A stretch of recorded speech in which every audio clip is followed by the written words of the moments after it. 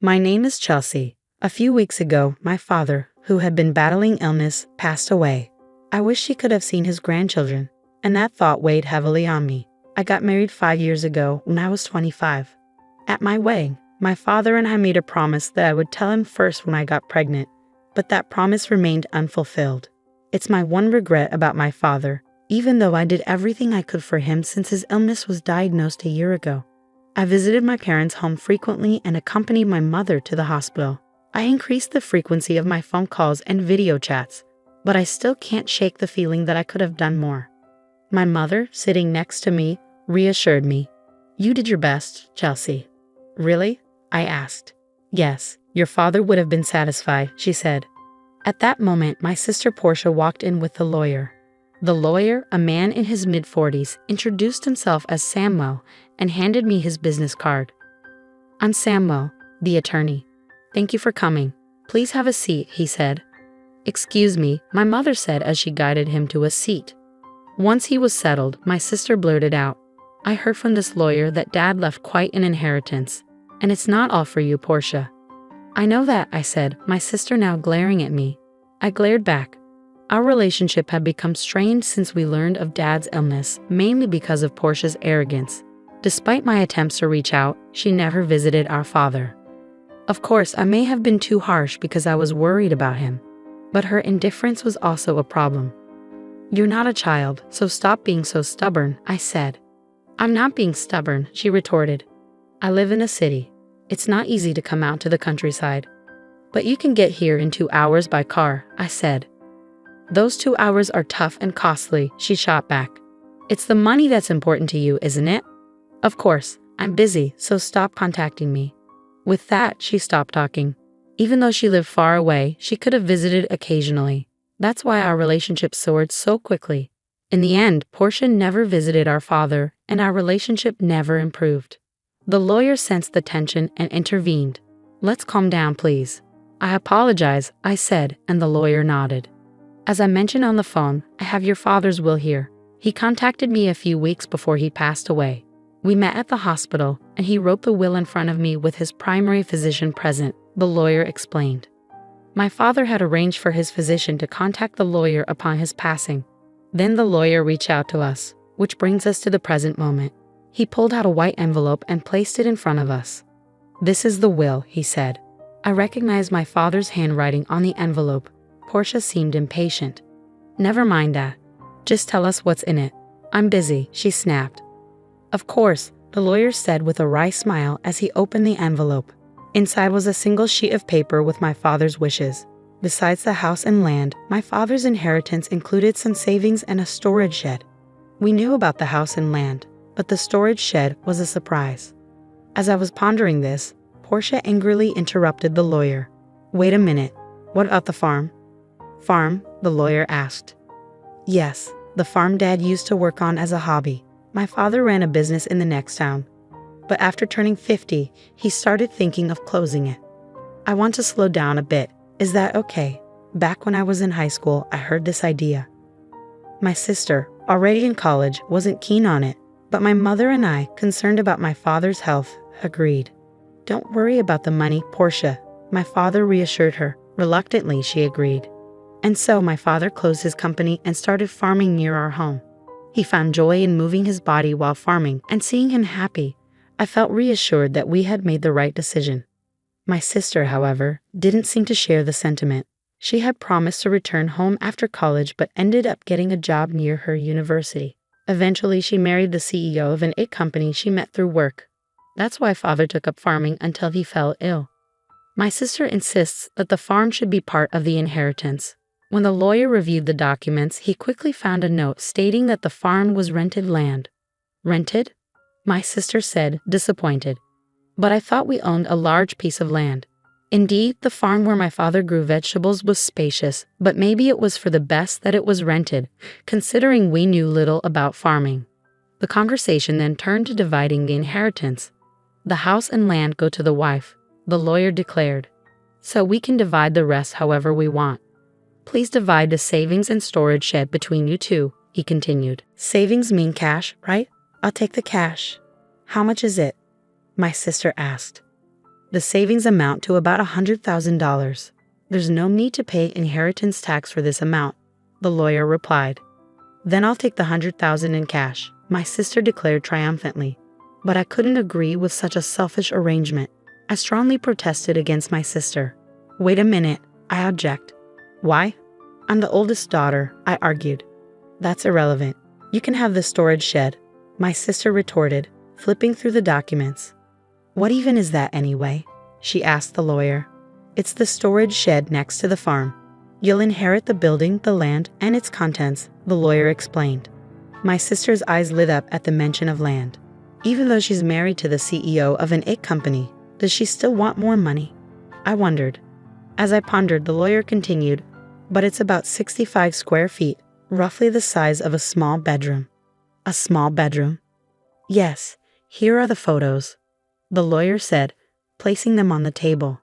The exterior looked like a rundown shack, and the interior contained only basic tools, nothing of significant value. I don't want it, my sister grimaced, glancing at the photos. The shed looked ordinary, almost unremarkable. These items are sentimental, but they won't bring in any money. As I considered the situation, my sister spoke up. Fine, I'll take the cash. You can have the dirty shed. Hold on, that's not fair, I protested. You agreed to the vegetable farming. What are you complaining about now? Her response left me with little to argue. Still, I couldn't let her take all of Dad's inheritance without standing up for myself. So we're good then? My sister pressed, waiting for my answer. My mother interrupted. As long as Portia won't complain later, I have no objections. Portia quickly agreed. Of course I won't complain. So it was decided. Portia would get the cash, and I would receive the shed. My sister grinned triumphantly, but I wasn't content. I'm not satisfied, I objected immediately. Just let it go, why are you so greedy? Portia shot back. That's not it, I argued. You're being a hassle. You care more about money than about Dad's memory.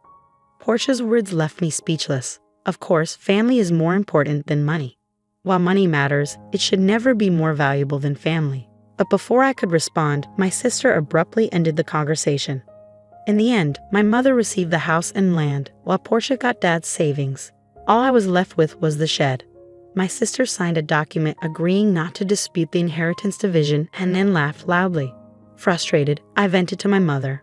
Mom, why didn't you help me? I did help you, she replied. How? You let Portia take the cash. I made sure you got the shed, she said with a smile. I pouted in response, but my mother added, you might find something surprisingly good if you look closely. The next day, I collected the key from the lawyer and headed to the shed near the field. It was a 10-minute walk from home along a quiet rural road. Finally, I reached the field my father had rented for the past year. Now that he had been hospitalized, the field stood empty. I unlocked the shed and pushed the door open. Wow, it's dusty, I muttered as a cloud of dust greeted me. The shed clearly hadn't been cleaned in a while. Still, there might be something of sentimental value left by Dad, I thought, glancing around.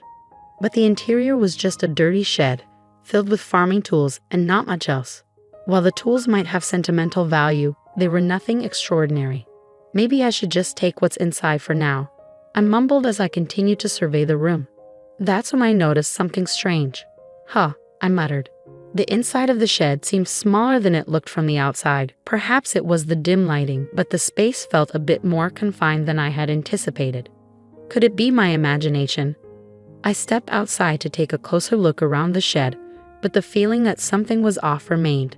After thinking it over, I walked around to the back of the shed, where it was bordered by a thicket of trees. To my astonishment, there was another door at the back. Wait, another entrance? I gasped. From inside the shed, there had only been a solid wall, indicating the only entrance was the door I used earlier. Yet, from the back, there was another door. I was puzzled. How could there be a door at the back that wasn't visible from inside? This suggested there was a separate space accessible only from the outside. Excitement surged through me as I realized this could be one of Dad's surprises. He loved surprises and often surprised me on my birthdays. The memories brought tears to my eyes. Determined to uncover Dad's hidden surprise, I hurried back into the shed and began searching for the key to the back door. If Dad had left something special, He would have likely hidden the key somewhere in the shed. I let my instincts guide me as I began the search. I rummaged through the shed and eventually found 2 keys hidden in the handle of a shovel. Curious, I went around to the back and tried one of the keys in the door. With a click, the door opened. What could be in here? I wondered.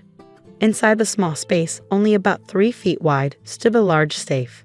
Is this from Dad's company? I thought as I recognized the safe. It was the same one I had seen in the corner of his office when I was a child. Feeling nostalgic, I hugged the safe. This discovery brought back memories of my father and made the inheritance worthwhile. However, knowing Dad, I was sure this wasn't the final surprise. There must be more surprises, I muttered as I inserted the second key into the safe. The door creaked open with a rusty sound. What I saw inside left me speechless. The safe contained an unexpected inheritance. I quickly locked the safe again and rushed to find my mother to share the news. After explaining the situation to her, I called my husband for help moving the safe from my parents' house. It then dawned on me that the contents of the safe were likely part of my inheritance and might require me to pay inheritance tax. I decided to seek professional advice to handle the situation properly. I consulted the lawyer, who recommended I speak with a certified public accountant. With a referral from a friend, I found an accountant and left the complicated matters in their hands. A year passed, and just when I thought things had finally settled down, my sister showed up near my home. "What brings you here all of a sudden?" I asked my sister, puzzled by her unexpected visit. "Well, I had some business at our parents' house, so I stopped by," she replied vaguely, her behavior striking me as odd. It seemed unlikely that she would casually visit, especially given the tension surrounding our father's inheritance. Our relationship wasn't one that involved casual drop-ins. I couldn't shake off my suspicion as I observed her. Despite her nervous demeanor, my sister asked, "Can I come in?" I hesitated for a moment before reluctantly agreeing. Once inside, after serving some coffee, she began to fidget before finally speaking up. "Do you happen to have won the lottery or something?" she blurted out. Confused, I shook my head. "No, I didn't, and it's not bonus season for my husband either." Perplexed by her line of questioning, I asked, "What on earth are you talking about?" This seemed to trigger her, and suddenly she grew defensive. "What are you making fun of me for?" she snapped. "No, I'm not making fun of you. I just don't understand what you're talking about," I replied, trying to keep the situation calm. "Money. You have it, don't you?" "Money," she exclaimed, her voice rising with excitement. It was then that she launched into a story she had heard a few days ago. She had run into our aunt in the city by chance, and their conversation had turned to our father's passing. "I know how hard it's been for you since you lost your father. Are you doing okay?" our aunt had asked. "Yes, well, I visited him many times when he was sick." "Thank you," my sister had replied. "But you must be relieved, right? Getting such a big thank you gift," our aunt had continued. "Thank you gift. Yes, your sister sent me a $500 gift card as a thank you for visiting him," our aunt had revealed. My sister had latched onto this information, convinced that I had sent the gift card. "You came into some extra money, didn't you?" my sister accused, pressing me for an answer. "Ah, so that's what this is about," I sighed, understanding her line of questioning. My reaction seemed to annoy her, and she snapped, "Why are you acting like that? Are you mocking me?" "No, not at all. It was just a thank you gift," I explained calmly. "But where did you get the money for it?" "That's what I want to know," she demanded. "From the inheritance, remember?" My sister frowned upon hearing this. "All you got was that dirty shed." "Yes, that's true, but there was a safe inside the shed. That's where the real inheritance was," I clarified. "Real inheritance?" she repeated, her interest piqued. I went on to explain the contents of the safe. Inside were valuable watches my father had collected as a hobby during his life. I admitted that I didn't know their exact worth, but I estimated the remaining savings at around $100,000. Given my father had been a successful business owner who retired early, this amount seemed modest. It led me to believe he had invested heavily in those watches. "If they're valuable, you'll have to pay inheritance tax," my mother had pointed out after seeing the contents of the safe. "What should I do, Mom?" I had asked. She paused to consider and advised, "It's best to declare everything properly. Things like this always come out in the end."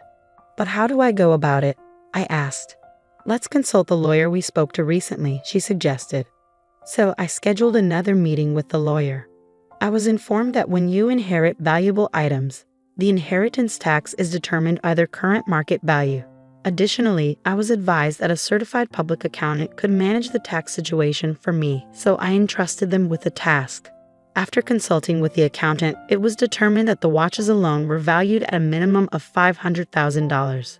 With such high-value watches, you'll need to pay inheritance tax, the accountant advised. To cover the inheritance tax, I decided to sell some of the watches. Since I lacked expertise in valuing them, it made sense to sell the more expensive pieces to someone who could appreciate their worth. The proceeds from the sale were used to pay the inheritance tax, and I sent thank you gifts to the relatives who had supported us. Those thank you gifts were the gift cards my sister was referring to. Meanwhile, I kept sentimental items like the pocket watch my father often wore. As I shared the story with my sister, I showed her the pocket watch. This one isn't expensive, but it holds the most memories for me, I explained. Despite this, my sister's reaction was less than enthusiastic. You don't have any watches left? She asked. No, I still have some in the safe, I reassured her. It's at Mom's place. The safe is too large for my house and was the one Dad used at his company. My sister murmured, looking away and deep in thought. Her expression made me uneasy, but she soon stood up and announced, I'm leaving now that I know where the money came from. She left without further incident. Given my sister's focus on money, I expected she might demand a share of the proceeds from the watch sales. So I was relieved she left without any fuss. In my relief, I overlooked the earlier unease I felt about her demeanor. However, my relief was short-lived. Late that night, my mother called me urgently. Chelsea, it's urgent. Please come over right away. What happened, Mom? I asked, alarmed by her frantic tone. It's just really bad, she replied, her voice shaky. My husband and I rushed to my mother's house. As we approached, we noticed something alarming. The area around my parents' house was lit up in red. What's going on? I exclaimed. As we got closer, the reason became clear. Several police cars were parked outside my parents' house. I pushed through the crowd and called out to my mother. What happened, Mom? My mother told me the story. Around 9 p.m., feeling exhausted, she had already gone to bed. Shortly after, she heard unusual noises, like someone searching for something, coming from the house. Her first thought was that it was a burglar. Feeling alone and vulnerable, she decided to escape through the window. As she looked back, she saw the beam of a flashlight moving inside the house, confirming her suspicion. She ran to the neighbor's house and cried out for help, saying, There's a burglar. The neighbor immediately came outside and saw the flashlight inside my mother's house. They called the police, assuming it was a break-in. However, it turned out not to be a burglar at all. It was my sister, who had sneaked into the house to search through the safe after hearing my story. Neither my mother nor the neighbor could have known that the intruder was my sister. When the police arrived, my sister was caught off guard and attempted to flee the scene. In her panic, she tried to make a quick escape but bumped into the open door of the safe, causing the already unstable safe to topple over and trap her. So, Portia got trapped under the safe? I asked, still trying to process the events. Yes, that's what happened, my mother confirmed.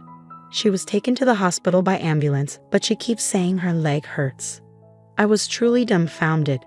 What on earth was my sister thinking? After the incident, my mother and I apologized to the police officers who responded to the call, feeling bad for summoning them so late. I also called my sister's husband to inform him about what had happened. Wait, so Portia broke into her own family home and got injured? I asked. Yes, that's correct, my mother confirmed. When I spoke to my sister's husband, he expressed his frustration. He mentioned that Portia had accumulated a significant amount of debt, primarily from overspending on luxury goods. He had recently discovered this and had gotten into a heated argument with her.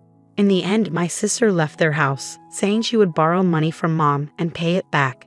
It turns out my sister had already used the $100,000 she inherited to pay off her debts. Still short of funds, she decided to come to me in search of more money. Learning about the contents of the safe drove her actions, ultimately leading to this mess. No wonder her husband was furious. In the end, my sister, who had fractured her leg, was hospitalized. Her husband went to the hospital with divorce papers, which left my sister in shock. I'm not getting a divorce. Absolutely not, she protested. But it was too late. Faced with the divorce papers, my sister had no choice but to sign them. Now she's lying in her hospital bed stunned. There's a part-time job magazine next to her, suggesting she's planning to work part-time to pay off her debts. For me, this news came as a relief. In the aftermath of all the commotion, I decided to move back to my parents' home to support my mother and help take care of the house. There was another reason behind the decision too. I had recently discovered that I was pregnant. My husband and I agreed that moving back home would be best, as my mother could help us with childcare. I wish I could have shared the news of my pregnancy with my father while he was still alive, but I'm certain he would have been happy for us. I'm looking forward to giving birth to a healthy baby and starting a new chapter in my life.